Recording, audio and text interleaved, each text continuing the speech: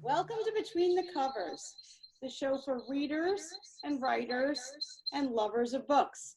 I'm Stephanie, and I'm so delighted today to be joined by authors Robert McNally, Ann Chiappetta, and Alvin Billings. Thanks so much for joining us. And each of our authors today had such a personal story to share, and I am so thrilled to have them with us.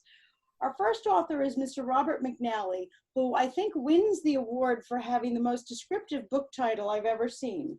I had jelly on my nose and a hole in my britches. Let me show you a picture of his book here. Fabulous book cover, great title. Absolutely loving it. Bob McNally, I'm so delighted that you're here to join us. Thanks for joining us today. You know, should I start with everything?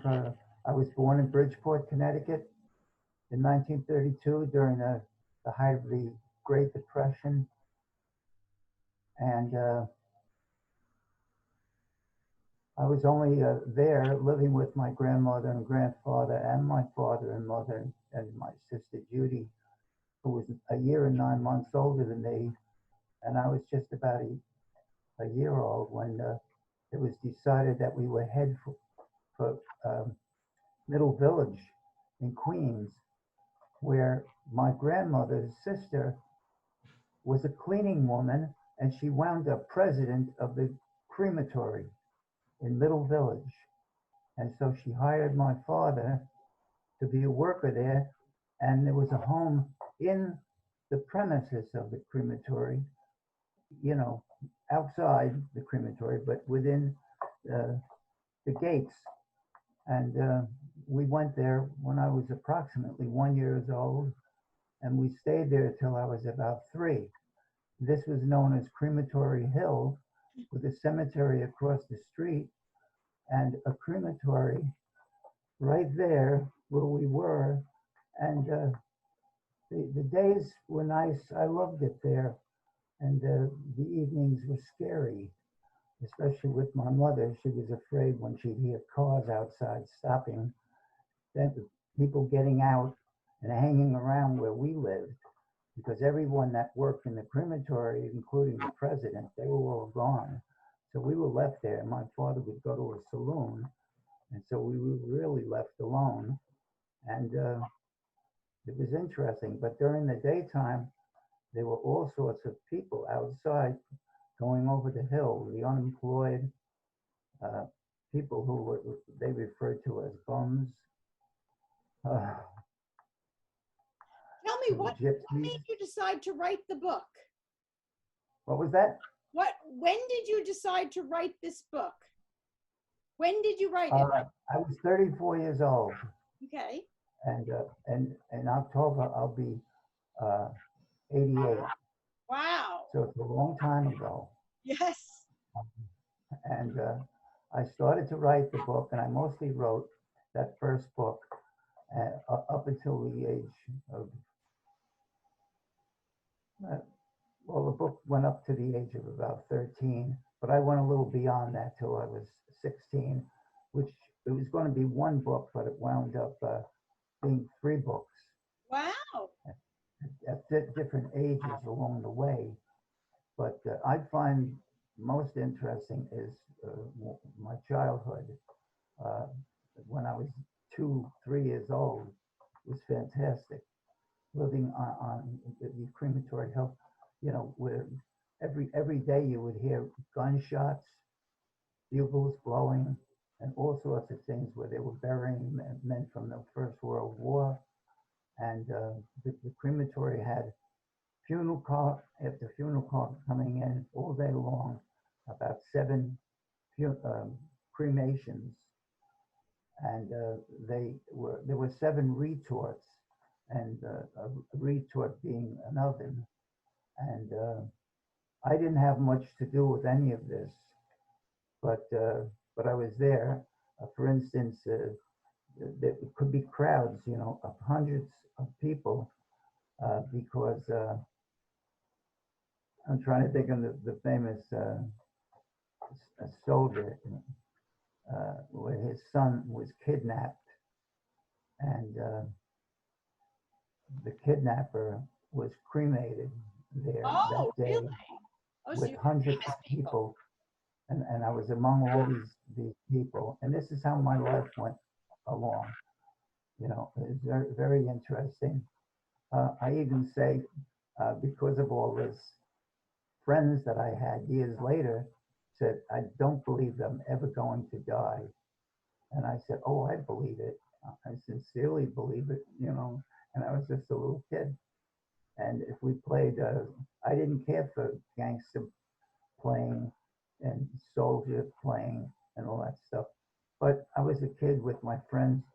So when I went ahead and did all of this, I died the best when they'd shoot me. And it was a lot of fun. But I said, see, I told you I would die. Fantastic. And Tell me something. so, Ever since you wrote the book, do you have children and grandchildren who got to read it? what was it? Your family. Did your family read your book? Your children or grandchildren, did they read the book? Did I read the book? Your children. Oh, my children?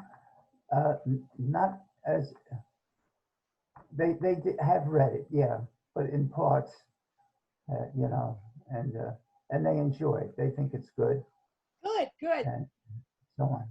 I But bet they like knowing but I what. met many people who did like it, and and I paid people to get the book out there to the tune of $3,500 to one woman who appears on something on television, which if it comes to me, I won't name her, but she received $3,500, and I never sold a single book. Oh But dear. I did sell books on Facebook and various places like that.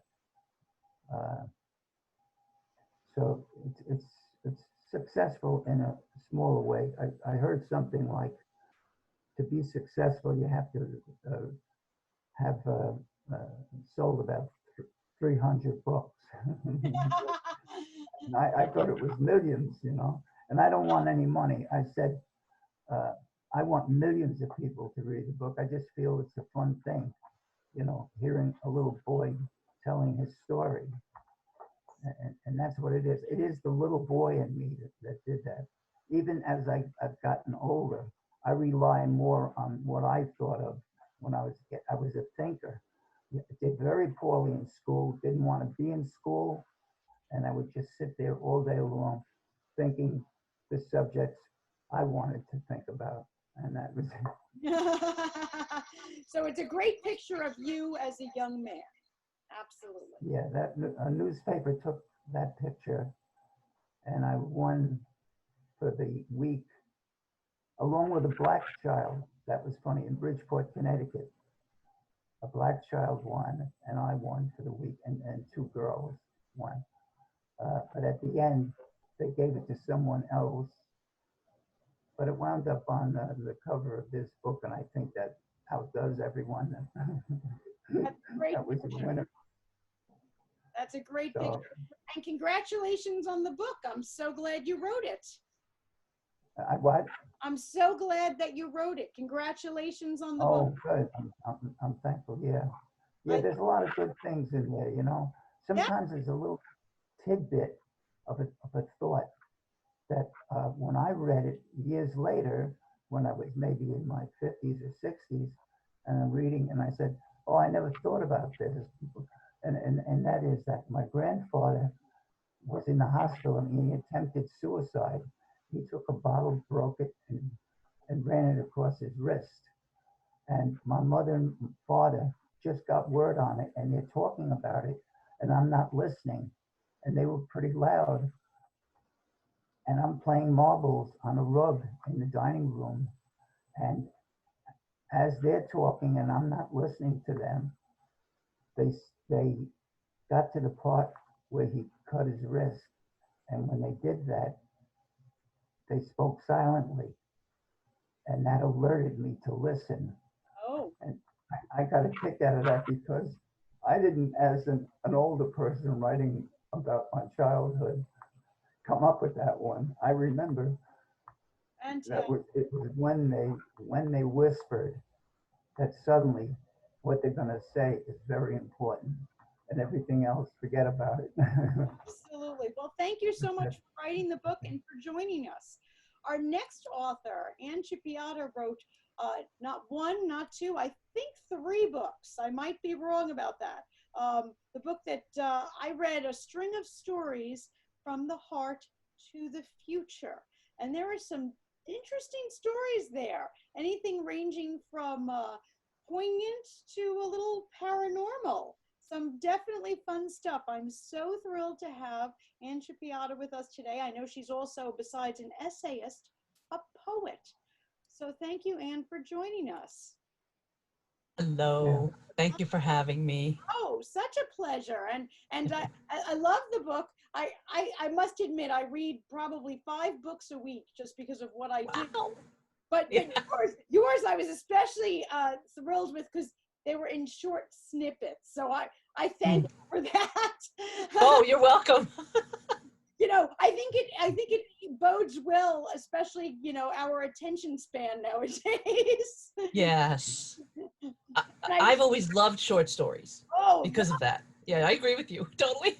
you know, sometimes you just want a little taste. It's kind of like dessert. Mm. And I was telling Yeah. you before we even started that some of your titles especially drew me in because just reading the title of what the story was. So I jumped around. I didn't start from the beginning and end at the end. I hope you don't mind. No, no, that's it. As long as you got it, as long as you were entertained and you enjoyed them, that's the whole point. Now tell me a little bit about the book and are they all true, or tell me a little bit of it.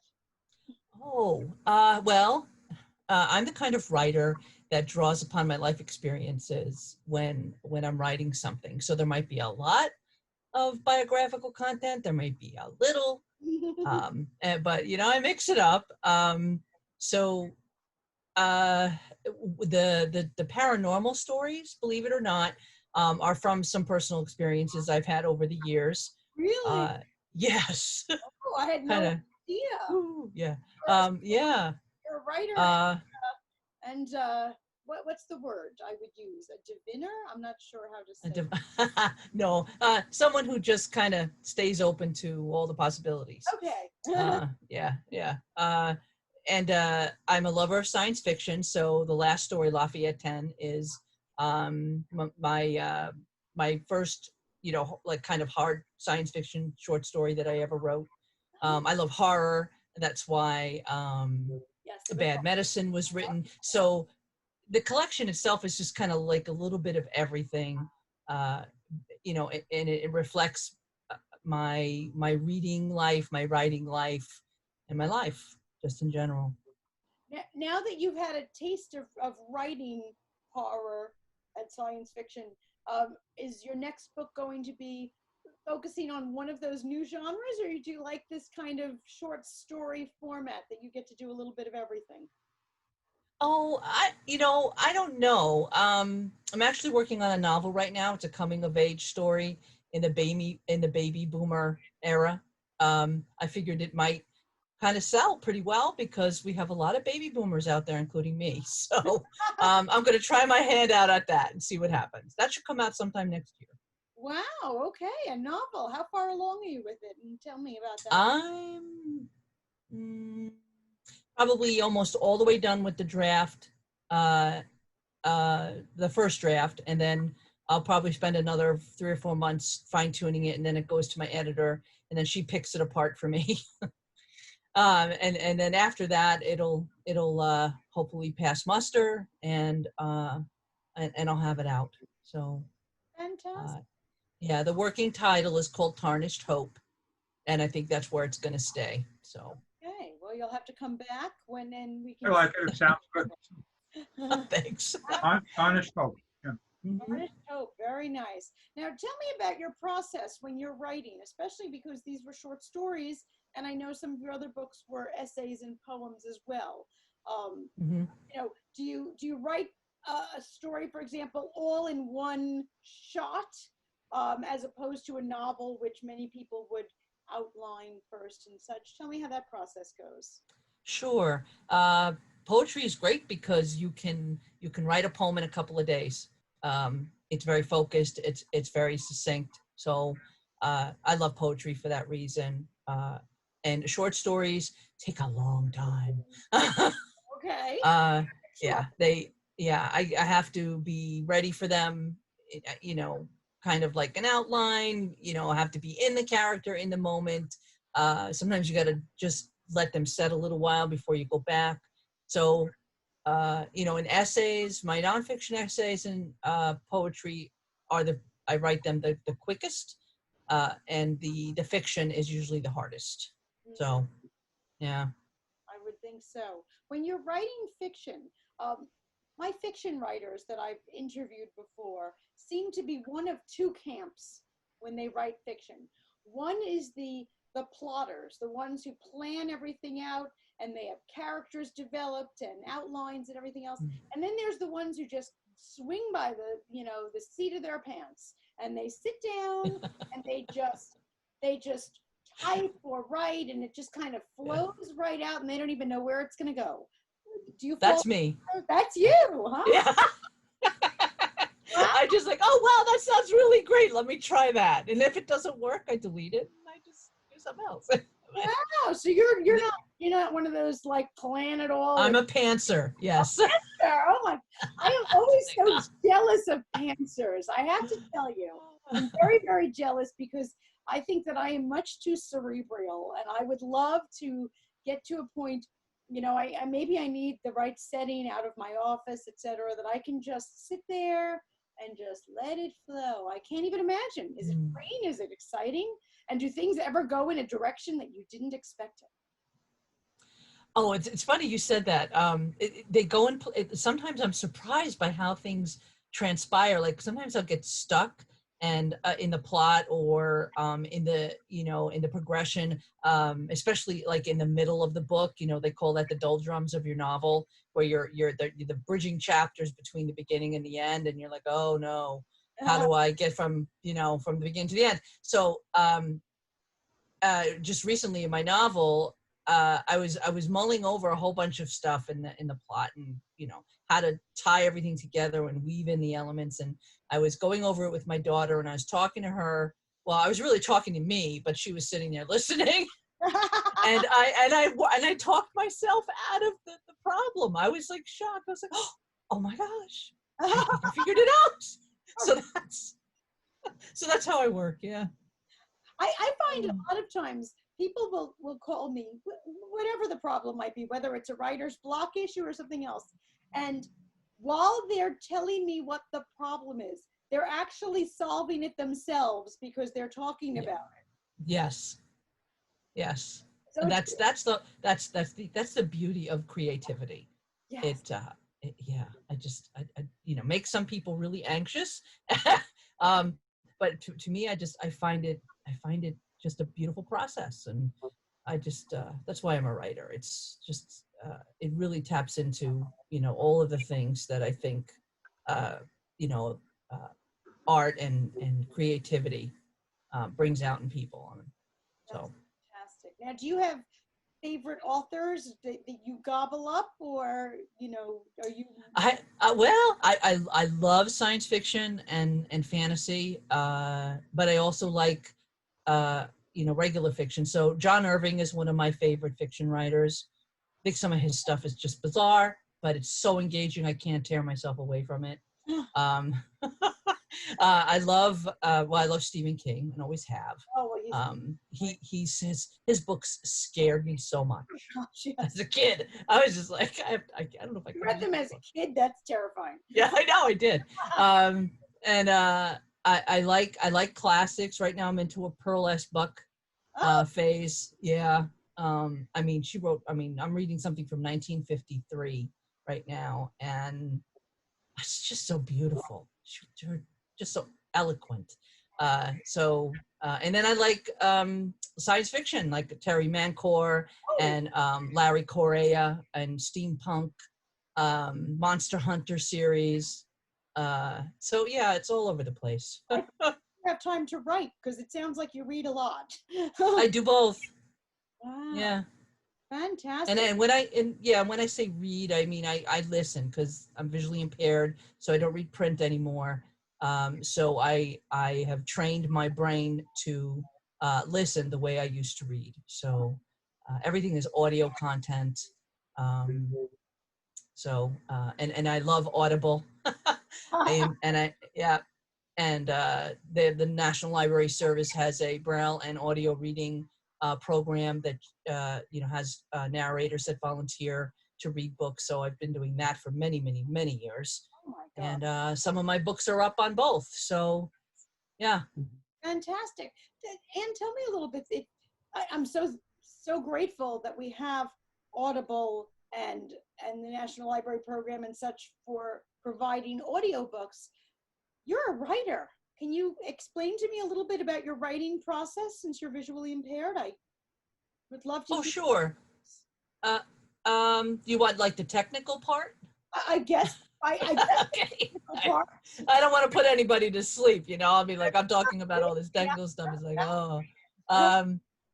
Well, I have a computer that has text-to-speech technology. Okay. So I use a keyboard to input everything, and it talks back to me. So it's just like voiceover on a phone, on an iPhone. And I have I do have an iPhone and an iPad, and everything talks to me. So audio technology is just tremendous. And I wouldn't be able to do half of what I do without my technology. That's really so yeah, but I don't, I can't finish a book, in terms of the formatting. I rely on a sighted person for that. I'm part of the process when I pick my covers, and I know what I want in my head because I used to be able to see, so I can picture, and then I usually spend a couple of days going over, what I picture in my head, and have my friends or editors or the creative people bring it into being. So, so like my first poetry book, that was my sister's photograph. We worked on that. My second book, the memoir with Follow Your Dog, that's a picture of my guide dog on the cover. So that was pretty simple. The third book, Words of Life, is 3 stones stacked on top of each other next to some sand with patterns in it. Now that was hard. I knew what I wanted in my head, and I had to convey that to people to get it right. And we finally got it right. And I'm really proud of that cover. I think that cover is just awesome. Wow. And the fourth book was pretty simple. My editor wanted the. Could we see the book for a second, Stephanie? What she's talking about? Yes, the fourth book. That's the one I have, Anne. Is that correct? The deer. Mm-hmm. Yes, here it is.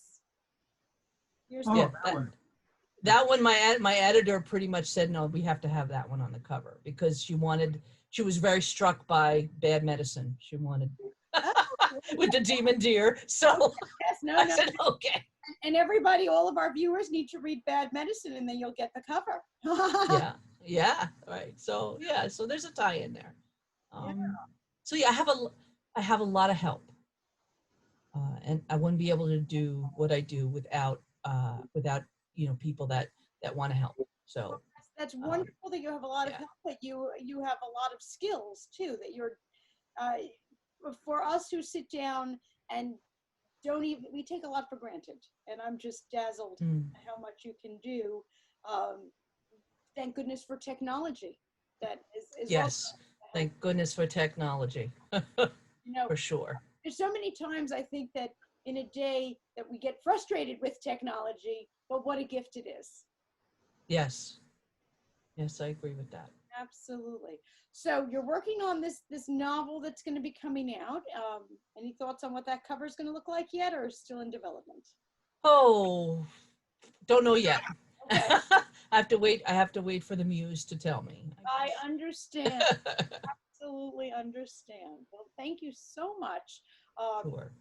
for all of that, because no, you did not bore us, Anne. I had no idea how all of that would work. Believe me. Our third author, Mr. Alvin Billings, has a new release Bronx Brat is his personal story growing up, fictionalized, so that, as Alvin and I would jokingly say, oh, to protect the innocent or the guilty, shall we say. But his story of growing up in the Bronx, a fascinating story, and I am so thrilled that he is here to join us. Alvin, thanks for joining us. My pleasure. And in your honor, Alvin, because we have a new release, I grabbed a bottle of champagne. I wish you were right here in front of me so that I could pour and toast, but I'll clink. Well, I have water. You got something there so we can we clink? Yes, let's. All right, you ready? Ready. Book.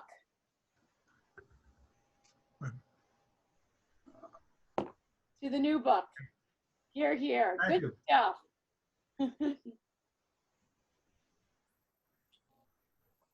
So tell us a little bit about how this book came about. What inspired you to write it? And I love this picture of you as a little boy on the cover. Fantastic. Yes, that's me at age 3.5. I'm standing on a park bench in Bronx Park. I was a very, very bright kid. I could already read and write fluently. When I was 3 years old, I started reading the New York Times with my grandpa. So I had very definite political opinions. And I would get up on the bench and I would, in the park, and I would give people my opinion of Roosevelt and the New Deal and the war. And that's how I got my kicks. But so the story was inspired, as I said before, partly by Mark Twain and Tom Sawyer. And then I realized, hey, I had just as many adventures, maybe more than Tom Sawyer did. So without copying his style, after all, I was on the Hudson and the Harlem rivers, not the Mississippi. Mm-hmm. But he had a very adventurous life. And so I had a very adventurous childhood. And I started writing the book just piecemeal in between here and there when I had some time, because I was still in the middle of my Wall Street career at that time. I hadn't retired yet. So I wrote very slowly over a period of time. And then in the year 2017, a game-changing event occurred. I nearly died. I had a very serious heart condition, a ruptured aneurysm, and they had to operate immediately. I was taken ill, and they told me if I had gotten to the hospital about a half an hour later, or maybe even less, then it would have been too late. So that inspired me to hurry up and finish the book, because I feel that God spared me for a number of tasks, including this one. So I had to finish it. So just laying off it, I didn't write for over a year while I was recovering. And by the way, they told me that the survival rate on my type of operation was 2%. Ooh, so I felt very, very special. 1 out of 50 survived this operation. It was literally a torn heart, a ruptured aneurysm. So anyway, I got to work, gathered together all my notes, finished up the book, and there was mainly based on my life with a few historical backgrounds, because I'll give you one for an example. By coincidence of birth, I came into the world on April 9th, 1938. The day and actually the hour and almost the minute that a very significant event was happening in Europe. Hitler had just taken over the Austria, and he arrived on April 9th at 4:07 in the afternoon over there to give a victory speech that the German Reich was being reunited with Austria. So it was 10 after 7 in the morning in New York. So the exact same time. And I was always sort of a little haunted by that coincidence. And maybe that also explains my interest in history later on in life.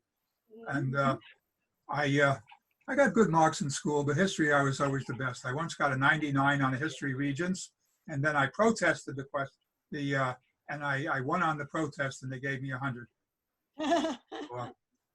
But anyway, the way I got started on the book was I delved into my own background and past.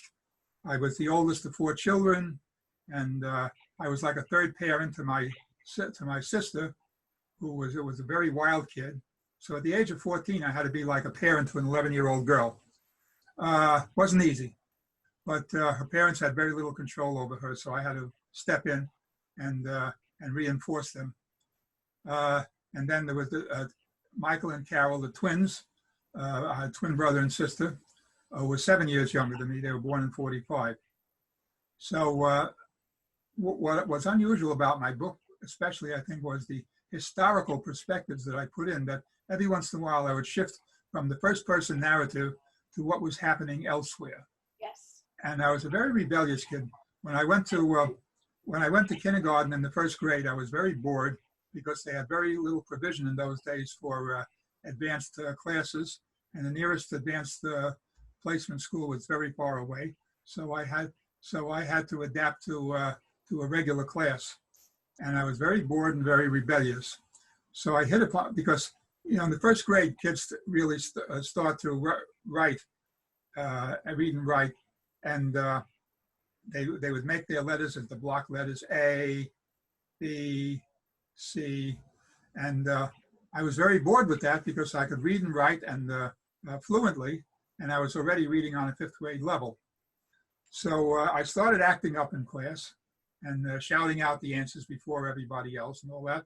So my teacher punished me by putting me in the back of the room, which was a typical standard punishment at that time.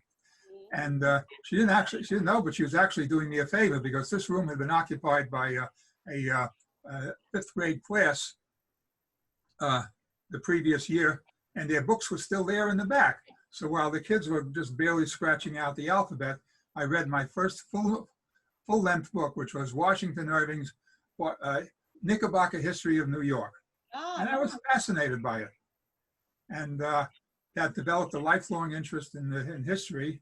If I had my life to do over again, maybe I would have become a history professor. But I've always incorporated it into my career, because when I first started writing professionally, which I did, this is my first book, but I have written stories and articles for the financial press, Security Traders Monthly, for many years in the 80s and 90s. That's how I got into professional writing. But I find that writing a book was very different, very time consuming, and no deadline, so you can chew things around and go over them and revise drafts and all that sort of thing. So I did that. But anyway, to get back to my story, then another very key incident. My grandfather was my mentor, and he warned me, don't show how smart you are in school, they'll give you a hard time. Well, he came from he was a refugee when he was a kid from Tsarist Russia. So he told me about what was going on in the world, and I was very interested in World War II. And even though I was so young, a lot of kids were playing in the sandbox. I was following battle plans, the invasion of D-Day and all that, and drawing maps from the National Geographic. When I was 10 years old, I had another key adventure, which is in the book. I saved my father's life. He got into a fight with the super's brother over something that I did, who was Irish, and he was a much younger and stronger man than my father. And he threw him down, and he got on top of him, and he was trying to gouge out his eye. And even though I was only 10 years old and half his size, I just lost it, and I jumped on his back. I forgot that I was a kid trying to fight a fully grown man. I bit his ear, I clawed him, I did everything I possibly could to get him off my father, and it worked. So he turned around to get me, and then my father hit him and got up. But I feel that I saved his life, or at least maybe his vision, in that adventure. Well, I don't want you to give away too many stories, but you did. No, I'm just getting to that. So this is not the kind of thing that happened to a typical kid. Also, I was a junior spy for Israel. We packed.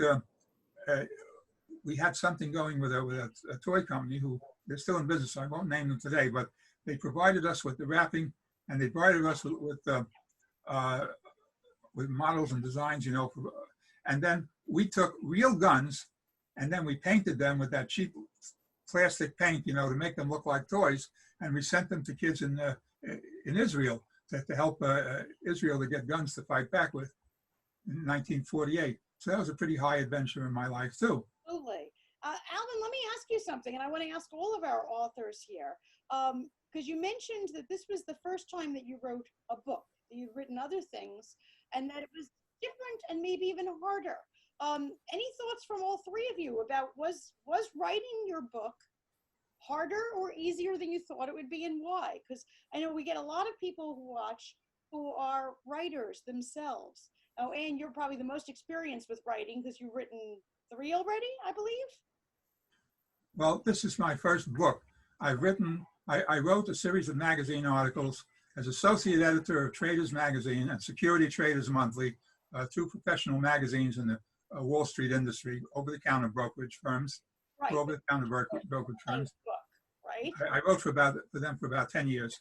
But business articles, biographies of leading figures on Wall Street, and an occasional excursion into history. I would just give a brief example of that and say the day they blew up Wall Street, which happened in 1920, in which a terrorist bomb went off on Wall Street, killed about 50 people and injured 500. So I wrote about that. And even though it was so many years later, I had the good fortune when I was putting together the story to actually find an eyewitness who was well in his 80s at that time, but he was there. He was a messenger boy on Wall Street at the time. He was around the corner when the blast blew off. So that was one of the most exciting things I did. The other exciting thing I did was I wrote a story about Grant. Ulysses S. Grant, soldier, president, and stockbroker. Wow. Not many people know this, but after he left the White House, his son, who was a Wall Street lawyer, brought him into the brokerage business. So I found things like this to put together, and that was my. And then I did some professional business writing with statistics and all that kind of thing. Right. And then after I retired, I worked as an expert witness, and I still do occasionally. I worked as an expert witness for securities attorneys. I prepare charts and graphs and analyze cases for them. Right. Okay, so you've had lots of writing experience. Let me just ask our other authors, Anne, do you write besides your books? And if so, do you find the books easier or your other writing?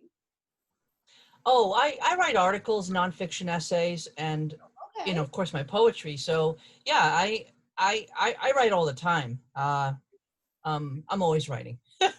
And I'm a newsletter editor for some nonprofit magazines. Oh, I do content writing for websites. I try to keep myself invested in writing at whatever level. So, so I can just keep the muscle going. Right. The writing muscle is important.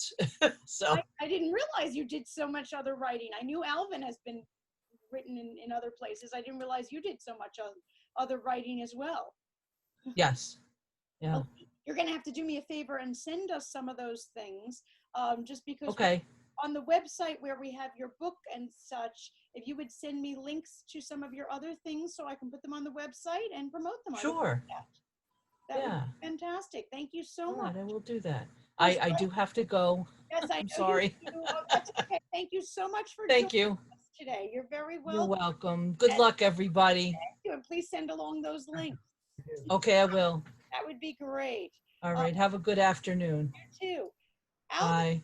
tell me a little bit about future writing that's going on. Tell our viewers. I know this book is finished. Share with our viewers if there are other books or sequels to follow, because this ends. Yes, there is a sequel, which I'm working on right now, and it's going a lot faster than the first one did because I have fewer interruptions. Ah, good stuff. And hopefully illness will not come my way while I'm trying to get this one out. But I think it should be finished within a year. So the sequel picks up from the end of Bronx book when I was just coming of age, 18, and starting my career in a very unusual way. And so I'm working on that. And the working title of the second book is Bernie and the Beyond. Bernie was my pseudonym in the first book. I wrote as Bernie, not as Alvin. So this book takes place from age, 0, birth, to 18. Yeah. And the next book is 18 until about what year? Do we know yet? Well, no, we don't know, but it might go present. It might go to the. It might go stop maybe 2 years ago when I had my near brush with the beyond. Oh, okay. Very nice. Very nice. I'm glad you mentioned your pseudonym, Alvin. Your name is Alvin, but in the book, your protagonist is named Bernie. Can you tell us a little bit why you chose the name Bernie? Well, my middle name happens to be Bernard, Alvin Bernard Billings. Like most middle names, it hardly ever gets used. Sometimes it's Alvin B. Billings. So I thought, oh, Bernie would be a perfect pseudonym for me. Right, right. Oh, that makes sense. And what made you want a pseudonym, I guess I'm asking? Well, because as you enlightened me as my publisher about, I wasn't sure exactly what the difference was between a memoir and autobiography. So a memoir, you have more leeway. Like in the autobiography of Benjamin Franklin, this was an exact recounting of his life. But I didn't want to do an exact recounting because there were some things I'd rather not talk about, and some things that would embarrass some other people also who are still alive. So, and also there were some things that frankly I just couldn't remember that clearly. I had to fill in a little bit with my imagination, but it's I would say 75 to 85% based on my life as it was. With some fill-ins in there. Fill-ins, yeah. Yes, and certainly I'm so glad you mentioned that about using a pseudonym for protection and for self-protection. You know, I think it's very important when you're writing a book that you keep in mind yourself and other people. Thank you for mentioning that. You know, that's important. Yes, there's some people in your life who may be embarrassed if your name or their name is used directly, so that's what pseudonyms are for. Absolutely. No, good point. Excellent point. Now, you said that your second book is going quicker than the first book. Do you think is it partly because having gotten that first one under your belt, you're a little more experienced in the process? Yeah, I also have more time available. Well, that's true. That's yeah. True. Absolutely. One thing I was very busy upon until early this year was day trading in the stock market, which I put on hold until after the election because Trump and the forces allied with him have created a lot of uncertainty in the market. I think even a lot of his own followers are afraid to put their money where their mouth is and buy something because they don't know what's going to come out of his mouth tomorrow, whether it's going to be up, create a positive or a negative effect on Wall Street.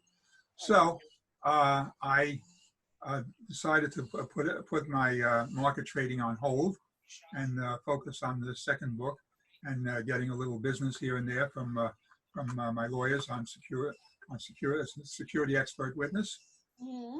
And basically that's it. It is going a lot faster now that I'm more familiar with the mechanics of it. Very nice, very nice. Have any tips for future authors out there, whether they want to be a memoirist like you've been doing or maybe even fiction? Any thoughts that you'd want to give them as a tip?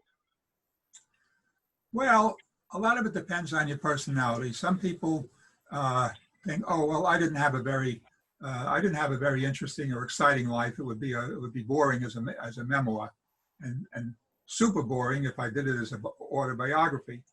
And that may not necessarily be true, but a memoir gives you more cover than an autobiography would. Right. So right. if you don't exactly remember something, nobody's going to write into you and say what kind of a jerk are you? This wasn't true and it didn't happen that way and all that. But where I spoke about things outside of myself, like on the Anschluss, when Hitler seized Austria, that was exactly based upon historical fact. So nobody's going to cut me short there. I did my homework. Well, that's one of the good things about writing about the past once you're older is your truth and your memories are just as valid as it. You know, nobody's going to object because probably most people won't have the insights that you did. You were very insightful in remembering the past. Yes. Also, there's been a lot of tragedy in my life, and some of that was incorporated in my book. My grandfather died when I was 7 years old, and he was a very profound influence. He was the only one who encouraged me, who talked to me like an adult. Right, right. Yes. And then I also lost two young friends one actually died. But in those days, everything was very hush hush. When a child passed away, nobody was supposed to know about it. But the kids pick up more than you think. Right. They really do. So, and then, well, I won't tell you about the third part because that's the ending of the book. The ending itself is a tragedy there, but I won't go into that. You'll have to read the book to find it out what happened. The book. Well, your book is about your childhood growing up in the Bronx, and Bob, your book is about your childhood growing up, and you were in Queens. So we have two different boroughs going on here. Any tips you'd like to give future writers, Bob? Yeah. I grew up mainly in Ridgewood. Ridgewood, yes, Queens, right. Right. But I loved Bridgeport, you know, and I loved the Middle Village over Ridgewood. I say that in my book right in the beginning. I describe how nice Middle Village was. Absolutely. And even to this day, you know, I could be walking around out here, not Middle Village, and it reminds me of Middle Village. I say, gee, if I make the turn here, I'm going to see a nursery. And sure enough, there is one, and I'm not where I think I am.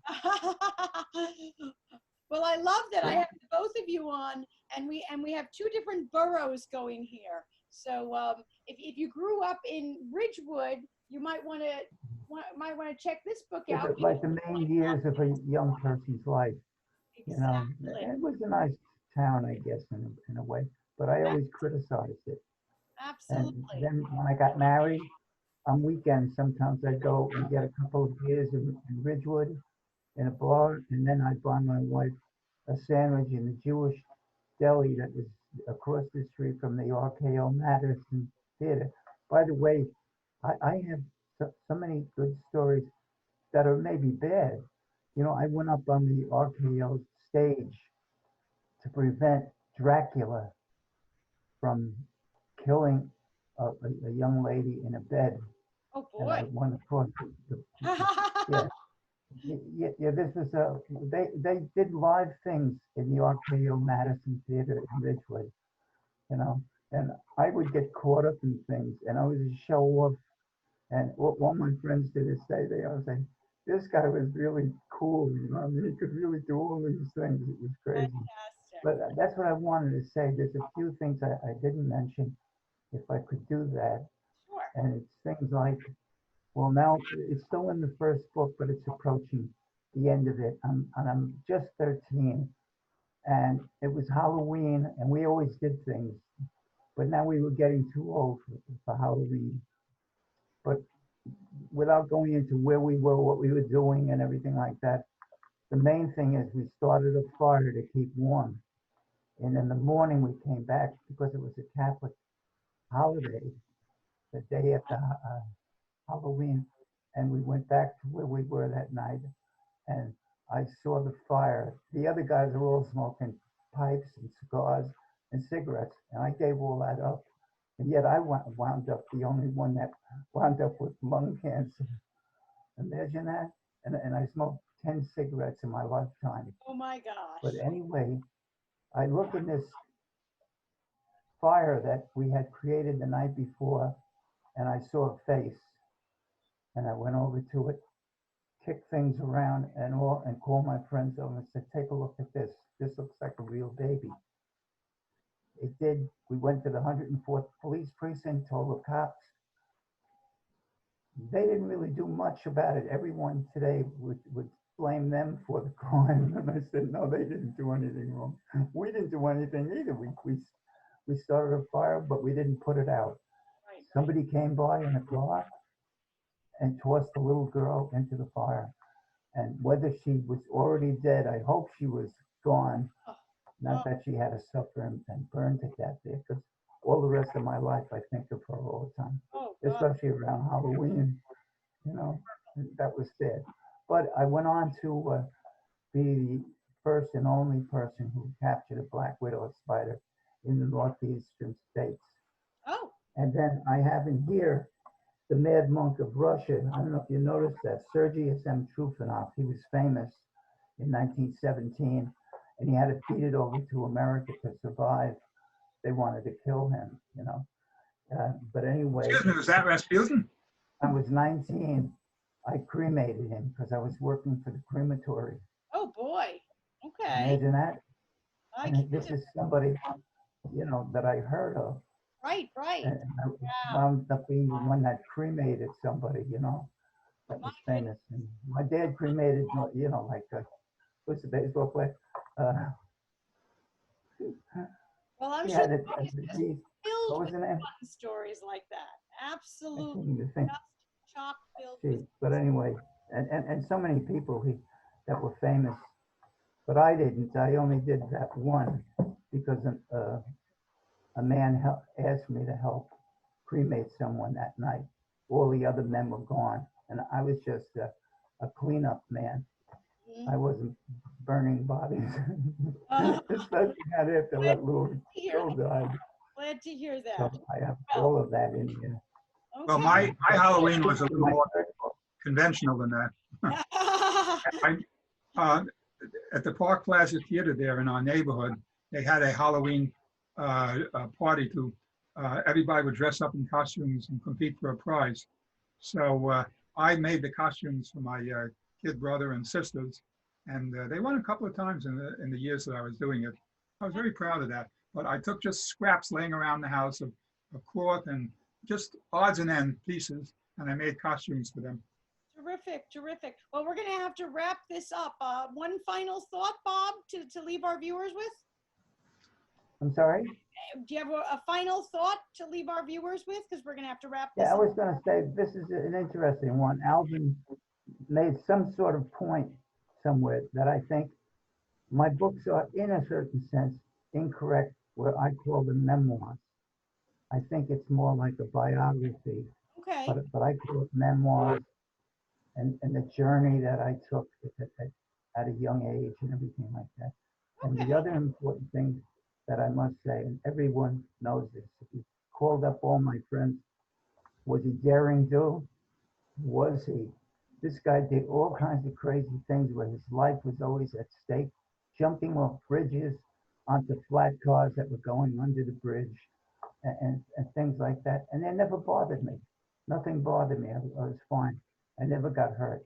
I could jump out the second floor window and land on my one foot and dance off and be fine. You know, and so I was like the character in my neighborhood. Then when I got to be in my 20s, which is not about my books, but I go over to the city and go into nightclubs and sing. And the great Henry Red Allen, he was a big jazz guy.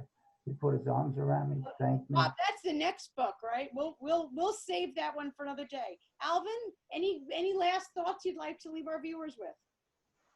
Yeah. Yes. I'll say a little something about my second book, which is moving along pretty quickly now. I'm in the middle of, I've written over 100 pages of it already, so I guess and this is the first draft, so I hope to have it finished in a year. But the reason why I'm calling it Bernie and the Beyond is because as an adult, I had various adventures in the psychic realm, and I will be talking about them. But what's different about this is that in researching the psychic world for many years, I discovered that a lot of the stories are really like anecdotal, and there's not too many that really have anything that could be considered as scientific proof in them. And that's where it's different, because I had an experience where I have proof of something that happened Oh, in the fantastic. writing, and that's going to be incorporated in the second book. My actual automatic writings, which were dictated to me by the other side, which no proof. living person could have known. Fantastic. Absolutely fantastic. Well, I can't thank the two of you enough for joining us, and for all of our viewers out there. Bronx Brat by Alvin Billings. I Had Jelly on My Nose and a Hole in My Britches by Robert McNally. And you can find both of these books at BetweenTheCoversTV.com, where all of our old episodes are. Thank you. Gentlemen, thank you for joining us. Thanks for joining us on Between the Covers. I hope you enjoyed the show. If you're an author who would be interested in appearing on our show, or perhaps you're a member of a book club, we do host book clubs as well, please visit BetweenTheCoversTV.com. By the way, at BetweenTheCoversTV.com, you can watch past episodes in addition to learning more about our authors and guests. So sign up there if you would like to be a guest on the show yourself. And if you have some books that you would like to get written or published, visit redpenguinbooks.com. Thanks so much for joining us.